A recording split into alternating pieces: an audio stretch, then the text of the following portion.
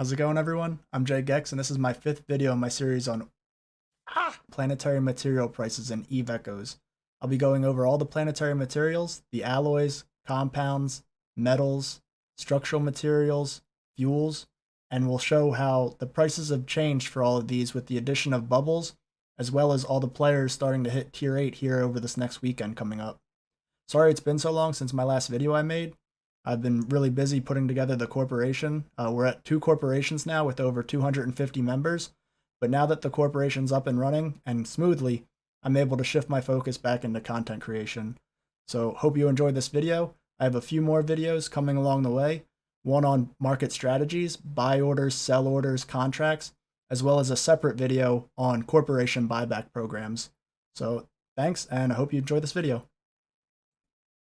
A lot has changed with the addition to bubbles to the game during the Halloween event. Ships are being destroyed at a much faster rate compared to before, which has caused all shipbuilding planetary materials to go up considerably in price.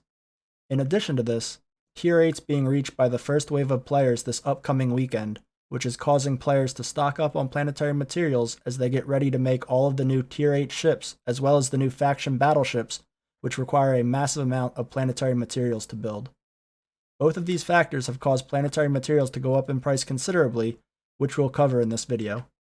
Starting with the top tier, Crystal Compound is a major component in faction battleships, and with Tier 8 less than a week away for the players playing since day 1, they'll be able to make faction battleships very soon.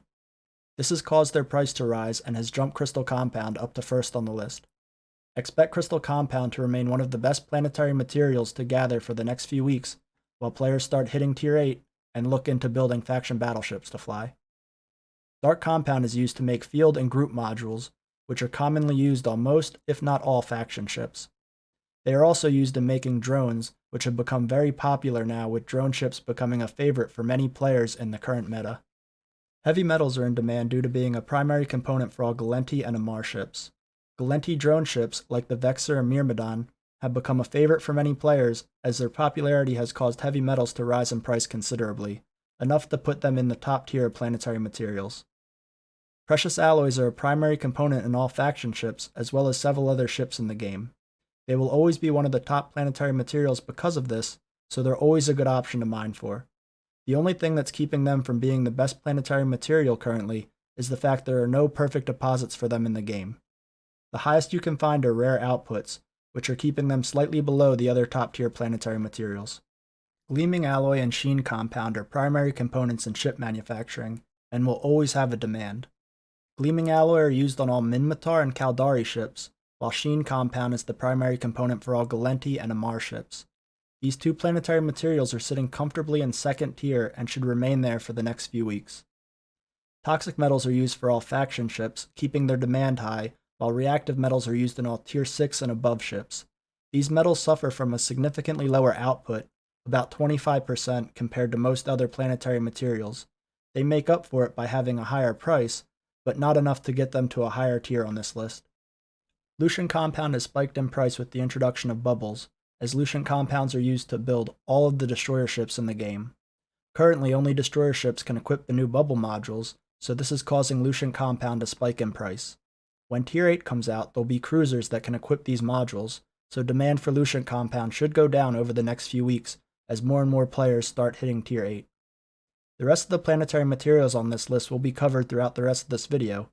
Anything below 5,000 ISK should just be bought off the market rather than mined for yourself in your planetary arrays. Fuel prices have all gone down significantly in price over the last few weeks, so those and most of the structural materials have fallen to the bottom of the tier chart, and will more than likely stay at the bottom due to most players shifting their focus to the new ships coming out in Tier 8 and replacing their lost ships due to gate camps and the new NPC AI redesign coming out this week for PvE content. Now we'll take a look at the alloys. Lustering alloy has seen a massive boost in price, almost doubling in price in the last few weeks due to so many lower tier ships being destroyed. It also was underpriced before based on its output rate, so expect lustering alloy to stay in the low to mid 100s for the foreseeable future. Precious alloy will most certainly go up in price going into this weekend, as the faction battleships require close to 250,000 of these precious alloys to make each one. Gleaming alloy will also see a spike in price, but not as drastic as the precious alloys going into this weekend. Condensed alloy, just like precious alloy, are needed for crafting faction battleships, and the faction battleships require close to 300,000 to make. These are also used in industrial ship manufacturing, so expect condensed alloy to rise in price alongside of precious alloy while many players start hitting tier 8 over the next few weeks. Looking at the ISK per hour rates mining these alloys yourself, you can see that precious alloy is the best one you could currently be mining for. Lustering alloy is still a low price, so it's better to buy the lustering alloys that you need rather than mining them for yourself. Gleaming and condensed alloy are good options to mine for if you can't find any good precious alloy planets in your area. Now we'll take a look at the compounds. Sheen compound has doubled in price and has become one of the better alloys to be gathering in the game right now. Motley compound are like lustering alloy in the fact that they are used for crafting lower tier ships, tier 5 and below. They have gone up considerably in price, but are still less valuable than many of the other compounds. Fiber composites are the worst compound on the list, as they're only used on frigates, which don't require a lot of materials to build. Do not mine fiber composites yourself, as it's better to just buy them off the market while their price remains low, hovering around the 100 ISK mark, only recently breaking the 100 ISK barrier within the last week due to bubbles being introduced into the game. Lucian compound saw a massive price spike since destroyers finally found a use, being able to deploy the new bubble modules that came out during the Halloween event. At tier 8, cruisers will gain the ability to deploy these bubble modules, so expect Lucian compounds to slowly fall back down in price if more players switch to cruisers from destroyers in this role. Opulent compounds didn't see much change in price recently. This may be due to the oversaturation in the market, as they're still widely used in manufacturing, so keep a close eye on opulent compounds, as they will probably catch back up to the other compounds in price as soon as the supply on the market begins to shrink, which more people switching over to the more profitable compounds will probably cause. Glossy compounds have been the only planetary material to actually go down in value. Glossy compounds are used in all battlecruiser manufacturing, so with tier 8 coming out over the weekend, I expect glossy compounds to start to rise in price quickly with all of the new battlecruisers coming out in the next few weeks. Crystal compounds and dark compounds are now two of the best planetary materials to mine for with your planetary arrays. Crystal compounds are used for every faction battleship in the game, and in large quantities, so expect crystal compound to stay as one of the best planetary materials to mine for the next couple of weeks, as many players will try to put together their own faction battleships. Dark compounds are used to manufacture the group modules and shield field modules, which most faction ship pilots run. Dark compounds are slightly overpriced currently, so expect them to stop climbing in price and slowly fall back down to a reasonable level in the upcoming weeks, especially with many people switching over to them with their own mining arrays. As you can see with the ISK per hour chart, all of the compounds are great choices currently, with the exception of fiber composites and glossy compounds. Crystal compounds will be one of the best planetary materials to mine for the next couple of weeks, but then expect them to fall back down in price as the market becomes oversaturated with them. Lucian compounds saw the spike with the Halloween event and should start to gradually fall down in price, with players now shifting their focus back to cruisers and higher class ships. Now we'll take a look at the metals. Noble metals have been slowly climbing up in price, along with reactive and toxic metals. Reactive metals will be in demand as their component for every ship that's tier 6 or higher, while toxic metals are needed in bulk for faction ships as well as for industrial ships. The only reason reactive and toxic metals are so high in price compared to the other metals is their output is 25% of the other metals, alloys, and compounds. Base metals suffer the same output penalty as reactive and toxic metals, but due to their limited uses for only tier 4 and tier 5 ships, they are the worst planetary material to mine for in the game. This also means that base metals are significantly underpriced on the market and should only be bought.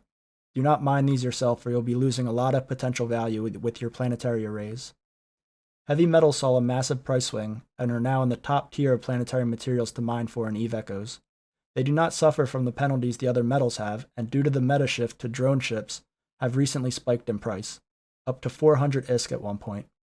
This is because heavy metals are used in all Gallente and Amarr ships, which contain the recently popular drone ships. As long as drone ships remain a popular choice, expect these heavy metals to retain their value on the market. Looking at the ISK per hour rates, you can see how far behind the base metals are compared to every other planetary material we will go over. All of the other metals are good options to mine for, just make sure to avoid base metals at all costs with your own mining arrays. Next up are the fuels. Fuel saw a price spike a few weeks ago, but have been slowly falling back down in price and are now back to where they were a month ago, and some even fell past that point. These fuels are used to power all group modules for ships, as well as player-owned structures like the Capsuleer Outpost. The top right shows the tooltip value of how much energy, gigajoules, they provide per unit, while the bottom left number shows the value you get in gigajoules per ISK. The higher the gigajoule per ISK value is, the better cost efficiency you'll get. The trade-off is that the fuels with a smaller output, like heavy water for example, while they have the best value, suffer from needing large quantities which takes up valuable cargo space on your ship. So when picking up which fuels to use for yourself, you should keep in mind how much of it you will have to haul around and if you have room for it in your cargo hold. While you'll get 4 times as much value out of heavy water compared to plasmoids, you'll need close to 100 heavy water for every 1 plasmoid in your cargo hold. Looking at the ISK per hour rates for the fuels, you can see that only ones worth mining for yourself are the plasmoids.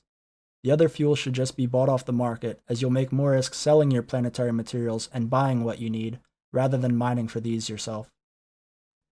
The last thing we'll look at are the structural materials. All of the structural planetary materials have stayed around the same price as they were over a month ago, only going up slightly compared to all of the other planetary materials, with nanites being the only exception. Most corporations are more focused on gearing up with the new Tier 8 ships, rather than spending the ISK to put up Capsuleer outposts, so now will be a great time to buy all of your planetary materials if your corp is interested in a Capsuleer outpost. I'm sure once the rush to Tier 8 ships is over, and the ships are stocked on the market, corporations will shift focus back to Capsuleer outpost production, which will increase these prices. Right now, none of the structural planetary materials are worth mining for compared to the alloys, metals, and compounds.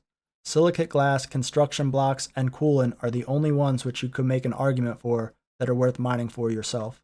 The rest should just be avoided with your own mining arrays, just like the fuels, and be bought off the market while their prices are low.